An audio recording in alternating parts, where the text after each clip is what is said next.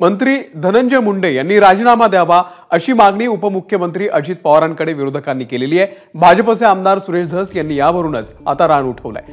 आज बीड जिल्हा नियोजन समितीच्या बैठकीमध्ये लोकप्रतिनिधी म्हणून सुरेश धस उपस्थित होते।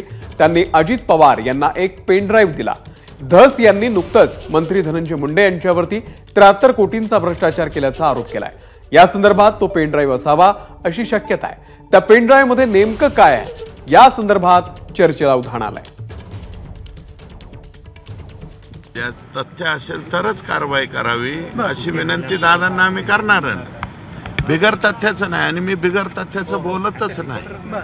आज ते डॉक्युमेंट आणि मी त्याची सीडी जे आहे ते काय म्हणतात लिंक पेन ड्राईव्ह त्याचं पेन ड्राईव्ह त्यांच्याकडे देणार। आज काही पुरावे देणार आहे तुम्ही दादांना? अहो पेन ड्राईव्ह सगळेच पुरावे आहेत ना। सर एक पेन ड्राईव्ह सुरेश धस देणार होते काही जिल्ह्यातल्या सगळ्या घटना ते माहित नाही त्याच्या बाबतीत असा काय पेन ड्राईव्ह त्यांनी दिलाही नाही असा काय विषय पण। सर एक पेन ड्राईव्ह सुरेश धस देणार होते काही जिल्ह्यातल्या सगळ्या घटना ते माहित नाही त्याच्या बाबतीत असा काय पेन ड्राईव्ह त्यांनी दिलाही नाही असा काय विषय पण।